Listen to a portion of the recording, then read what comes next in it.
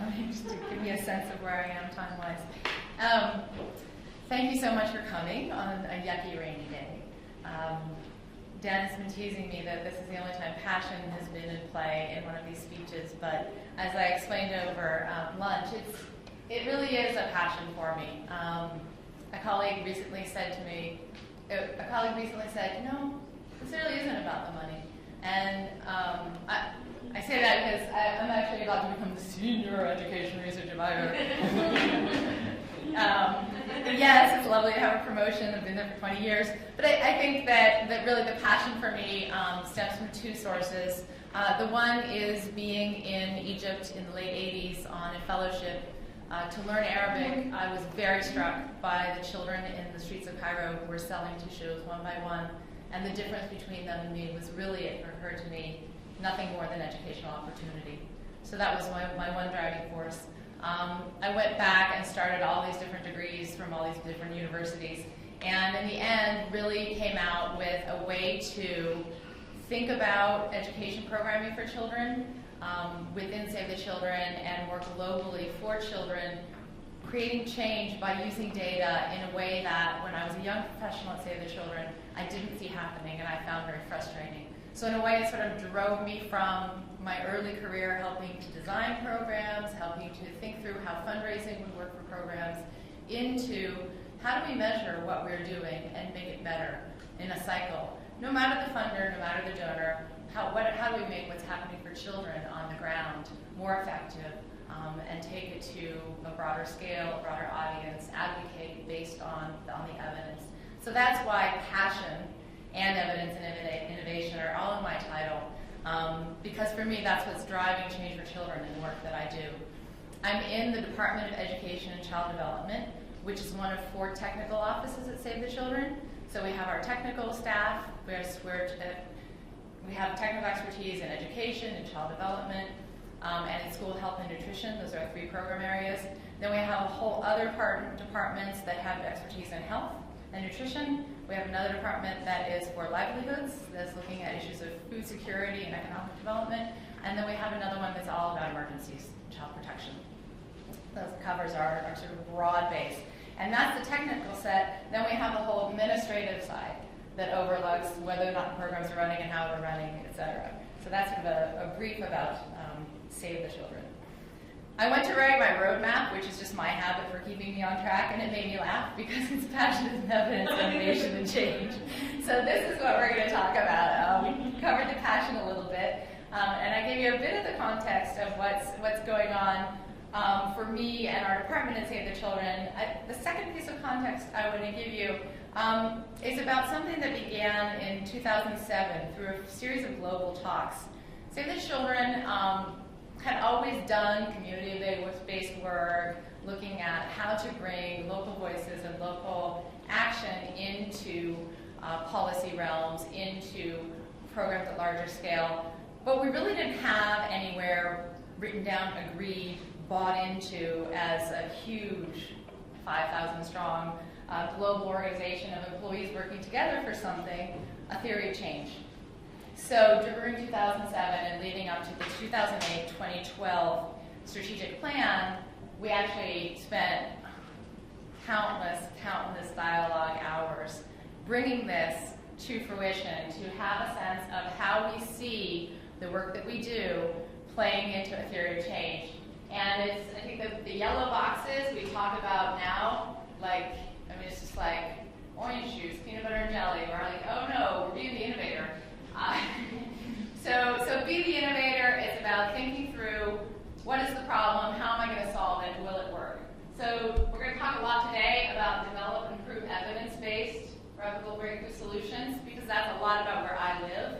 Sometimes people say, well, what do you do?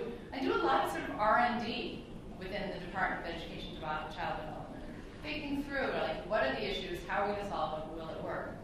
Be the voice is then taking that evidence and saying, hey, look, partners, governments, donors, let's talk about this, look what we found. Achieving results at scale is also, again, saying, this worked in these 20 schools, or these 50 schools, or these 500 schools, what about the other 20,000 in the country, et cetera. Build partnerships is gray and behind them, not because it's less important, but because as we worked through it, we realized that depending on the context and the project and the site, we would build partnerships to do any one of these things, or all of them, all at once. So the theory of change came into play as 2008, and this is 2008-2012 strategic plan started. This was about my 15 years to Save the Children. And it's interesting because as we defined the priorities for innovation for that year, we thought we would maybe define several every year going on through the strategic plan. And what we found, looking back, is that we still have a lot to learn from continuing to work on these 6. So these were the first 6, they remain the 6. So literacy and basic education, school-based malaria prevention, community case management, PDQ stands for Program Defined Quality for youth, engagement of youth in their own discussion about programs of quality, child-friendly spaces, which is an emergency program approach, and community-based management information systems, which is used in health. So I'm going to talk a lot about the one that I was involved in, literacy, because I think it's not that it's not going, it's going on in many of the similar ways across Save the Children, but it's at different phases. An example is that community case management. It is at a place where when they started in 2008, they tried it in several countries and they thought they could do it in about 3 dozen more. So their questions were all about taking a great small thing and making it bigger. That was their innovation. What we tried to take on was very different because we started with a problem we knew existed, and we started from why, and then proceeded. So I'm going to tell you the story of Literacy Boost and Super because it is how we began in 2008 to innovate using evidence at 3 different points along the way to test a new solution for children. And the problem that we chose was literacy. Now, in the broader industry of education at this point, I think 2006, 2007, there was a lot of dialogue, a lot of discussion about educational quality versus educational access, and had everybody been paying too much attention to access all along the way since John Tinn or Dakar, or Education for All proclamations, were they all too focused on access, or maybe not so much focused as it was the obvious thing to do to expand schooling, and everybody assumed that if you expanded schooling, people would learn. But that assumption had fallen apart, and I think by 2006, 2007, everybody was saying, we think this has fallen apart. And this is just some data to look at how you need to dig deeper to see that it falls apart. This is DHS data from 2005 in Ghana, where the total population of 6-year-olds, the cohort that ever attends school, 78-81, that's huge progress since 1991. I don't know what the exact figures are from Ghana, but I can only imagine they were not anywhere near 78 or 81. The cohort to reach grade 5, still really reasonable. The percent that can read at that point, tiny, tiny, tiny. So we have this going on in many, many countries, and you have other players, the World Bank, USAID, Research Triangle Institute, starting to do national sample assessments of reading. And country after country after country coming up with the fact that there was a huge number of children who could read in a very limited fashion or couldn't read at all. So our first use of evidence was within our own program sites, taking into account this large trend to see what's going on in, say, the children's schools.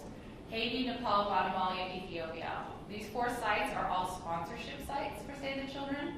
So this is a place, this means it's a country where we are in a set of communities and we are going to be there for about 10 years. We have children who are sponsored, and the money that comes in from sponsoring children goes to community-wide programs. So you have a school with sponsored children in it, and every child in the school is getting the benefits because they're school-based programs. And this is a really different kind of program site as compared to some other sites where if we have foundation funding to do 2 or 3 years work in 150 schools, it's going to end, and you have to figure out how to manage the ending or fundraise more. So it's quite different to be working in sponsorship sites. The other thing is that this is a little bit dangerous. I mean, you've been there for 5 years or so and nobody's reading. What are you going to do? What are you going to say? And in fact, we didn't have to face that. This is what we found. This is Ethiopia, Nepal, and Guatemala. The yellow bars are those who could read one word or more in the minute on a fluency test. It's a pretty low standard. They could read something. The blue ones, unfortunately, are those who couldn't read at all. And we did a lot of digging around during this data collection. There was additional information about what languages they spoke at home. The 4% in Guatemala were overwhelmingly of 2 different local Mayan languages. And in Nepal, they were primarily Taru speaking. Ethiopia does not have that kind of language diversity. They were primarily girls. So, we have like little nuances of pieces of what's going on with reading skills, but really this is a lot to say these 3rd graders had gone through 3 years of schooling, and there was not much to show for it in terms of basic reading skills. I'm going to stop a little bit right now on what do we do about it, and talk a little bit about how do we find it. Because Save the Children isn't a research institution. We don't have large cadres of researchers that we send to the field to collect bunches of data. So you have to say, well, each one of these is 300, 500 kids. How do we get this data? What do we do? In 2006, we started something called the Save University Partnership for Education Research. And Amina referred to it. This is a way to really connect theory and practice. It's about what the practitioners in Save the Children sites, and actually now in partner NGO sites, we have partner NGOs that are participating now.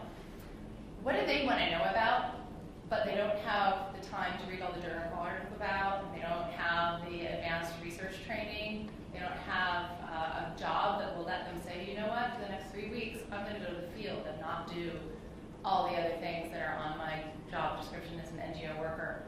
So defining the topic is key because that's what's crucial for that program to move forward.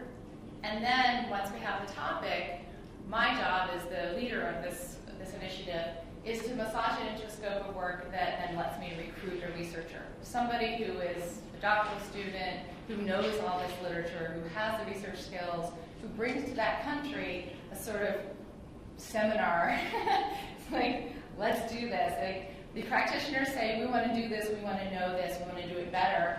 And the researcher says, this is the design that will let us figure out how, and then goes about building capacity in that office to train either the staff members or university partners on the ground, and sometimes ministry officials. So we have a range of different, and sometimes other NGOs as well, depending on how we're implementing in the country. So the Super Partnership has really allowed us to take on this gathering of evidence in a more serious manner than we ever could by ourselves, really. And the other benefit is that because we have someone central, me and the other team players in the Department of Education and Child Development who are looking at how do we measure elements of school readiness well, how do we measure literacy well, how do we look at youth development assets well. We have people who are experts in that, but also can't take the time from our jobs to do long research. We're looking at it at a global level, and we're able to try it again and again and again and again and again. So rather than one country office moving forward and trying something and getting great results, and that's that, it's feeding back into a system. So we're all honing our ability through Super to gather evidence, to think about evidence, and to really have a set of tools that we know we can rely on in future projects. Our university partners. I divided them into 2 columns, not alphabetically, but the first column are universities that have actually sent people to the field. Some have sent several, some have sent just 1 or 2. And the other, the sort of interested observers. And for whatever reason, none of the scopes have ever fit their particular students or things like that. It's just catch can. But they're all partners and they're all engaged in how this works, and the professors that are behind the students help to mentor and think through designs, answer questions. In 5 years, we've done 45 studies in 22 countries with that list of 15 universities. And I believe that on the website was posted a summary sheet. It's got like a 1-page briefer, which in the world of NGOs is always the thing you have to produce. It's got a 1-page briefer on most of the 45 The problem with that document is as soon as I write it, another super study is finished and then it's out of date, but it's got many of the 45 in it. So when we found the evidence that there was not reading going on very well among the third graders in those 3 countries, and Haiti was similar, I didn't put a graph in about Haiti, we then realized we needed to look again at evidence, not that we generated, but all the evidence around about developing reading skills to figure out what to do next. So we looked at the research on reading instruction, teacher training, motivation to read inside and out of school, and other factors that have been known in other contexts to influence reading skills development. The thing about this process is that in most of the places we're working, there's not been a study of reading skills development. So we had to sort of think about, these are the research results, but if you extrapolate it to X, Y, or Z country, what do you need to think about next? So if you look at all the research in the National Reading Council panel, it's all based on kids who spent the first 6 years of their lives surrounded by print. So how can you apply that somewhere else? What pieces do apply? What pieces might not apply? What do you have to be careful about when you say, this is the important thing in the research? So that was one part of the process of developing a solution. The second part was to do reviews of our own resources and our own practice, because it's not to say we hadn't been doing anything to address quality, we just needed to know exactly what we tried already.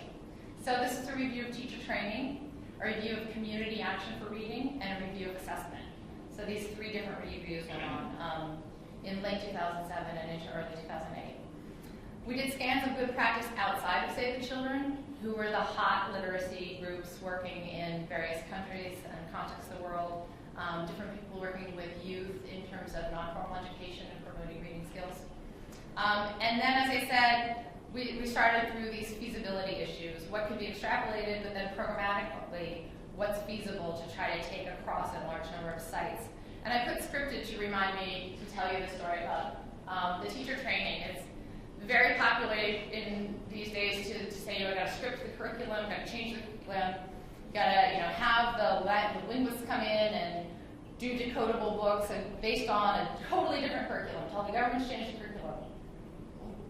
That's really not somewhere that Save the Children goes. So all those sort of scripted, very directed approaches to reading instruction sort of had said, well, maybe they could be applied in some places, but we really aren't going to go as Save the Children and say, change your curriculum. So that's the extreme feasibility, but it is. I mean, people ask me all the time, why aren't you doing scripted? It's the thing that works. And I have to say, because who am I to go and say to the government of Mozambique, change your curriculum? And even if I did, which language of Mozambique would I do it in? It's not our call. So I wanted to give you the 4 principles that we came up through this process, building on what the research says. This has funky. Reading development is essential in early grades of primary school and entails development of letter knowledge, phonological awareness, fluency. Anybody recognize this? Anyone? Snow Griffin? Come on. Building on the National Reading Council, we look at that, we really have to address these 5 skills when you do it early.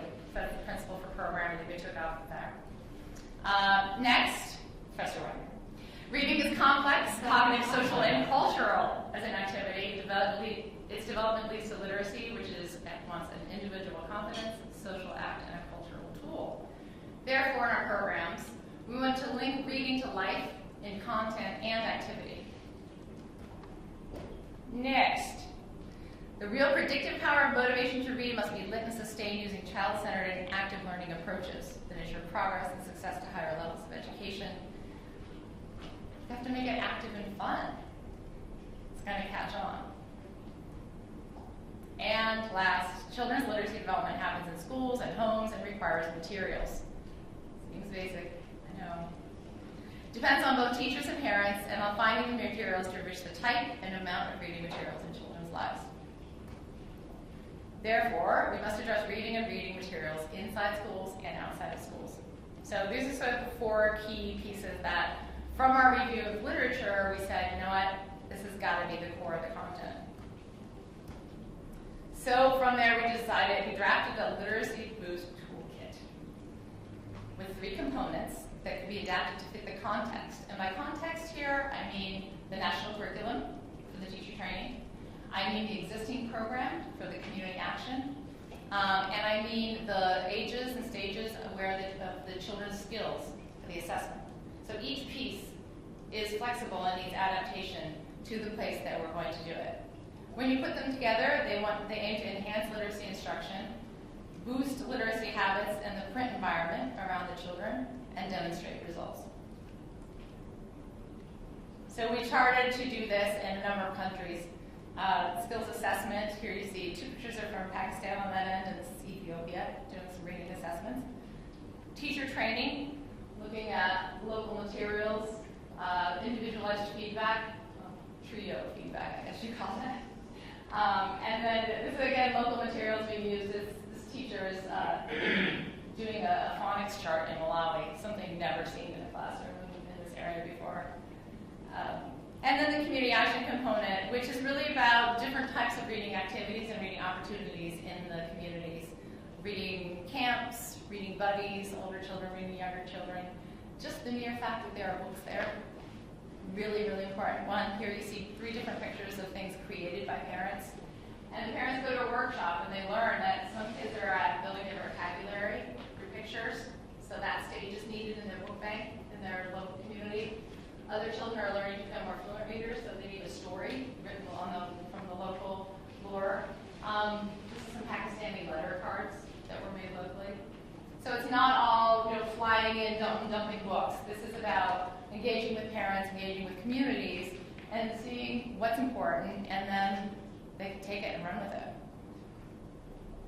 Literacy Boost, at this point, was a draft, and in talking about it with our colleagues in the field and figuring out where to test it, we were often said, well, why should we? We said, well, it's in our business plan, it's in our theory of action, it's all our internal things, but it's also a big part of 2 EFA goals.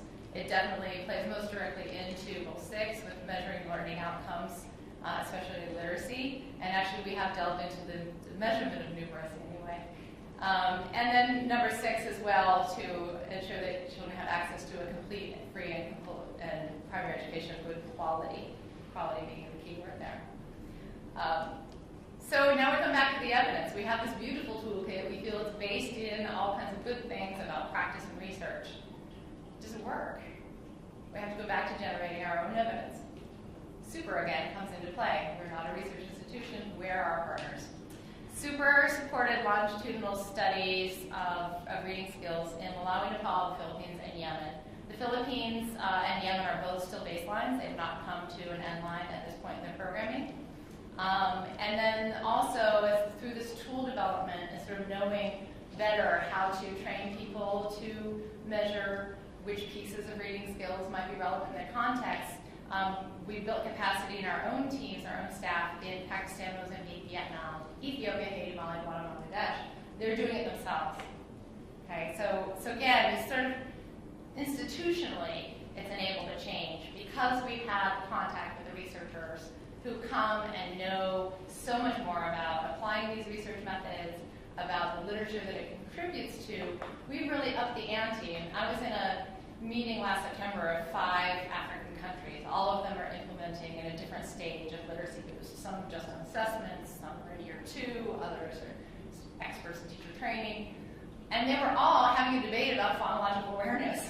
And I thought, not 10 years ago, not 5 years ago, did I think that this was possible. But I think the constant contact with those who are really trained in some of the much more advanced, much more state-of-the-art than any of us come into contact in our daily life has really transformed the kind of work we do, the kind of dialogue we have.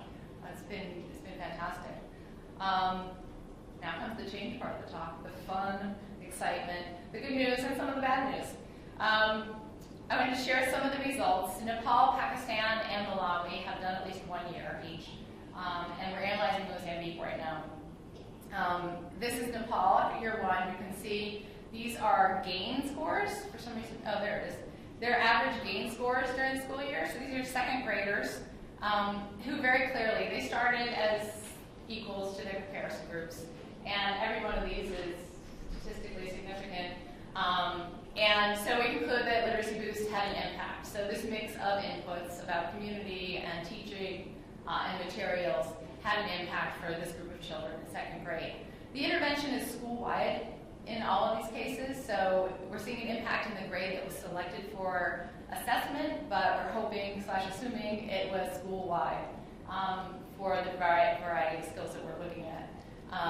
We don't have enough money to assess everybody everywhere, so we're talking about a specific grade, and it's for a specific reason. In Nepal, they do it in the second grade because they really feel that foundational skills, according to their standards in the government standards, should be there by then. That these children should know all of their letters, they should have a basic sense of the vocabulary that's in the curriculum, and be working towards fluency. So these are sort of basic curriculum senses. In Malawi, they do it in grade 4 because in grade 5 they go to English as a medium of instruction. So if they're not reading the national language by grade 4 fluently, accurately, and with comprehension, we've got a big problem on our hands. So again, it's not the same everywhere. You have to adapt it, and this is the case where we're adapting assessments. Yes, sir? Can I ask a question about this? Sure. You have the comparison group. One of the things that some people are really interested these days is how you can implement a study where, in some cases, you're putting in something like SAFE's program called Literacy Boost, and other places you're not. How do you do that, let's say, just in the Nepal study? Yeah, it's tricky. It's always tricky. And it's tricky on a variety of levels. Obviously, it's tricky ethically. How can you not do it? Well, the answer to that is you can't do everything. You don't have unlimited funding. Our favorite way to do it is to be in a sponsorship site that has just begun in an area. So we have 10 schools this year, and we have a slate of 5 years growing that we're going to grow across X number of schools. Some country offices have a bigger scale than others, but the example of Malawi, and this is a case I'll share with you a little bit, they started in 10 schools in 2009. And their entire program plan was to roll out across 10 to 12 schools a year for 5 years. And so the design sort of followed that rolling out. So you were going to a control community and saying, we're going to collect data and it's going to form our work for when we get here next year. So it's not, our country staff have a hard time with control schools that get nothing and never will get anything. They don't like to be on the ground doing it. They don't like to be on the ground next door to it. It's hard. It's very hard. So that's why that's our favorite way. The other way is sometimes we work, and the case in Nepal is this way. We work with a large local NGO in the area where we did this pilot study, and they have a huge number of schools there. And they implemented Literacy Boost. We trained them side by side implementing Literacy Boost. So they had a large number of schools from which they felt completely fine in collecting some more data, and they are fundraising to go all the way across their schools with Literacy Boost. So again, it's case by case, but we try to solve it so that if not this year, next, if not sort of moving forward in that way. I didn't want to be accused of having only number evidence. So his visual of how things changed in Nepal. The super fellow there was informed by a prior super fellow who said, picture evidence would be great to take. So she studiously took pictures pre and post in all the Literacy Boost and control sites. And this is a pre, all the sites were pretty much like this. If they had walls, some of them didn't have walls. And this is the 4 post Literacy Boost classes. Room to Read is a strong partner in Nepal, so it's very professional looking. But I included this one because you can see these are book bank materials. So some of the locally generated reading materials are hung on a string across the front of this teacher's room. In Pakistan, it's an interesting case where we have both Pashto and Urdu fluency being promoted through Literacy Boost. So all the community activities, all of the community book banks have both Pashto and Urdu books, but all of the activities themselves are conducted in Pashto, which is their mother tongue. But you see the benefit to Urdu. They're still going to school in Urdu, and the teachers are being trained how to teach Urdu letters and Urdu fluency and Urdu phonemic awareness better. But it's really a sort of 2-language approach to taking on the development of reading skills. And it had huge results. Who knew? lot of people have said I do, but and this team, I mean, I think I say who knew. This team too was really passionate about what they were up to and how it was going to benefit the kids that they were working with. This one was implemented in a large grant. So this isn't a sponsorship site. It was a large grant setting, 150 schools. So this is actually not a comparison of literacy boost versus nothing. This is a comparison of Save the Children status quo versus Save the Children status quo plus literacy boost.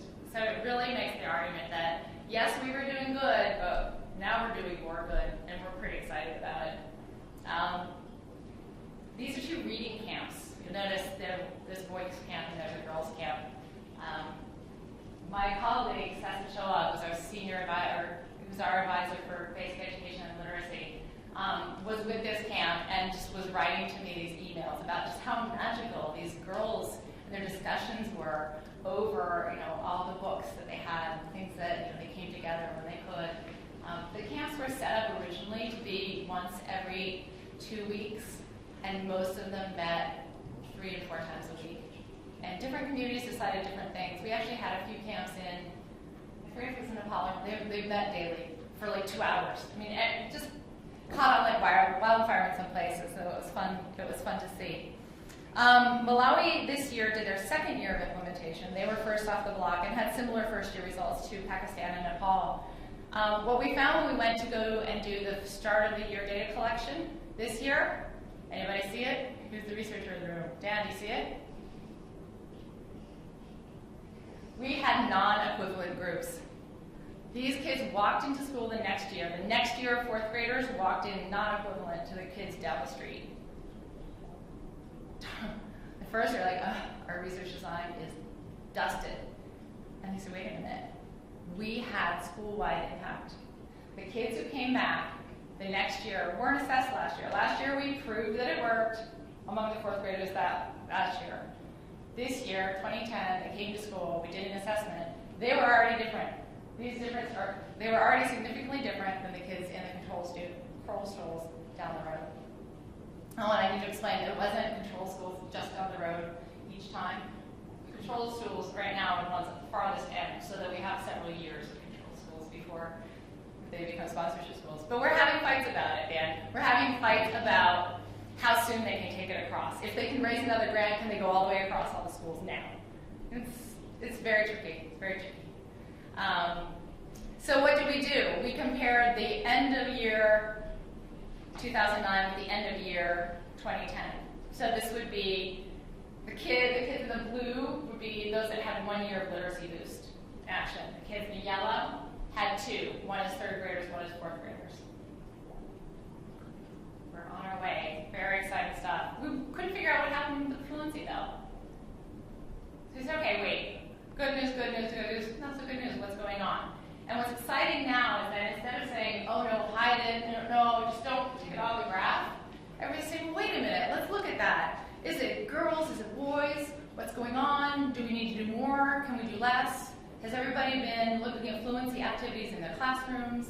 Have all the reading camps been reading and holding their finger under the line? So our field staff are taking this data point and thinking about their practice now and saying, we're not supporting fluency as well as some of the other stuff. What can we do next? So it's really exciting that, yeah, well, it's bad news, but it's actually a point for discussion, not seen really as like bad news, hide it under the rug, don't let the donor see it. Yeah? We're also looking at gain scores.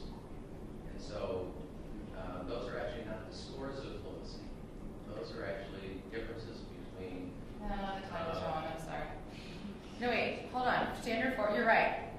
No, I'm just saying you're right, you're right. Other kinds of explanations Okay. because you have different populations in each of those. They're actually not control groups for themselves.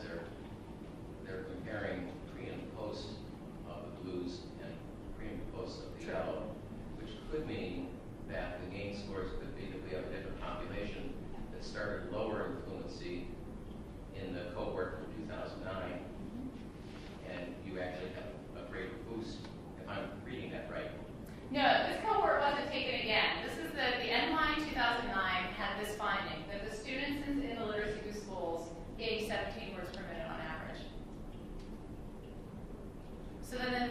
year, the fourth grade class that This was, is before literacy boost. no, 2009 was the first year of literacy boost in Malawi. So the next year, the standard 4 students learned this much. This is how much they gained during the school year. So the question that the team had on the ground is, we promoted 14 words per minute of growth in the standard 4 students the first year. Why only 6 in the second year? What happened? What were we doing as well, or what do we need to revisit for year 3? Excuse me, the year 2 were kids who had 2 years worth of. Yeah, well, they were 3rd graders in the first year, and then they were in 4th grade, and they got sampled for assessment. There are good explanations. Maybe we'll talk about that later, but that brings up a pretty good explanation. Yeah, any question? Do you mind differentiating fluency and accuracy and even comprehension a little bit? Sure. The different measures that we're using, single words is a measure of, they're shown a list of the most common vocabulary words in their textbooks, and they're asked to read them. So this is just the percentage that they read correctly. Fluency is the rate they read, the words that they read correctly in a minute. Accuracy, they're allowed to continue reading past the minute until they've either finished the text or stopped reading, depending on their reading skills. Some of them just desist after getting frustrated. We have all kinds of rules, stock rules, so that it's not abusive or anything. But so the accuracy is the number of words total in that passage that they read correctly. And then comprehension, with very few exceptions, these are 4 or 5 basic factual questions. Did they recall the facts? Only once have we delved into inferential, well, twice. Once in a pilot test, and it went so poorly we didn't do it in the main data collection. And in Yemen just now, we did some inferential, because we had some fairly good readers, and we wanted to differentiate between, the pilot, everybody answered every question correctly. We said, okay, well, we have some Arabic readers on our hands, so let's see if we can get them to answer an inferential question and summarize the text. So just try to get into more, how deep is their comprehension, different kinds of comprehension there. So these are, with the exception of fluency, which is words per minute, they're all the percentage correctly identified or read. And I think the exciting piece for Malawi coming out of year 2 is when we looked across the class sizes, and there are immense class sizes in Malawi. I was actually in this classroom in September. There's 234 children enrolled in this 2nd grade class. The standard 4 class sizes range from 75 to 175. The range was actually larger in, say, the children's classrooms in the 2nd grade. They went up over 200 as this one did.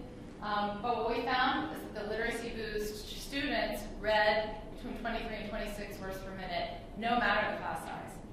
But among the control schools, you see what you predict. The bigger the class, the less reading is going on.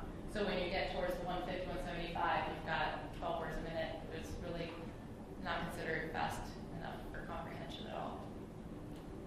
So, we've seen our evidence 1, 2, 3. We used it to define the problem. We used it to develop a solution, and we used it to figure out whether or not our solution might work. Which is why I said at the beginning, I feel like I'm going to talk a lot about where we are here with developing and proving an evidence-based solution. Replicable, that's starting with Malawi year 2 started to be our next question, is can we replicate it in the next set of schools in Malawi? Nepal is replicating it across new NGOs in different districts, which means different languages. It's really, really cool. Now that we have the first step, we're starting to think about both scale and advocacy. We have, in Pakistan, relationships with teacher training institutes and all kinds of discussions about how systemically some of these pieces of the teacher training kit might be used in either in-service training or professional development from the beginning of the creation of the teaching workforce in Pakistan. So lots of different pieces of be the voice and achieve results at scale. Now that we have something that we feel that we can work with in those countries. And of course the other thing that's happening is that other country offices are saying, can I do it? How do I start? What do I do next? So Literacy Boost today is in the 3 countries that I presented results from, but also has baselines in Guatemala, Haiti, Mozambique, Mali, Uganda, Ethiopia, what did I mention? Yemen, Bangladesh, Vietnam, and Philippines. So lots of different countries saying, yes, we need to address quality. Yes, we want to try Literacy Boost, or part of it. In some places, just a part of it. In Haiti, they actually did do a scripted teacher training approach because they don't have a national curriculum. So when we look through our lens and say what's possible, it is possible to script a Haitian Creole curriculum and implement it in just our schools. And so we'll see when we have some more data how that went coming down the line. All of this has led to more questions, and to be completely honest, I think much better questions. We're asking things about emergent literacy and math, what happens when we start earlier. Because Save the Children has child development programs in many of these sites as well. So what happens if we beef up how we're imparting those skills in our preschools? Some of our specialists go around the world, they call me and they say, I need an emergent literacy, emergent math slideshow so that we can talk about this in a workshop next week with our staff, the ministry staff. They start these discussions because the specialists go out and they see preschools that have the kids sitting in rows doing workbooks. Sort of the academicization of preschool, huge trend that we've been seeing in a lot of the early childhood work that we're doing, especially in Asia, I think. So we're developing a toolkit that has to do with play and emergent literacy and maths. What are the basic skills and how do you promote them in play? All kinds of fun games and things. That one's been fun to work on. Second language learners has become a huge issue as they show up time and again among the groups that don't read, or the groups that are reading slowly, or the groups that read with zero accuracy. Or, most interesting to me, the groups who read with fluency and accuracy and don't have a sense at all what they read. As soon as it became proven once or twice, 3 times, lots of different area directors who are the big money handlers shifting it around said, what does it cost? Yes, our country staff, our technical staff is that, so we want to start it, what does it cost? And how cost effective is it? So that's another, those 3 actually are the hot topics in our super scopes of work this year, I would say. And the last 2 are really looking at scale and scalability. As an institution, how do we take on interventions at the community sites? How do we take those to scale? How do you go to scale with community relationships? What does that mean, really? If you're going to do this through a USAID RFP or try to take it into a partner NGO's 500 sites, what does it look like to take your relationships that worked well for you as Save the Children and X, Y, and Z community to scale somewhere else? And the last is technology and literacy. We all feel like there's got to be something that we could be doing that's realistic and doesn't chew up too many batteries. And something's got to fit with Literacy Boost and technology that we haven't defined it yet. And I think that's sort of one of our next R&D explorations. I think that's it. I feel like I talked forever. I have 13 minutes left. I'm early. Yay, we get to talk more. Sweet. Okay, questions, answers. I talked a lot.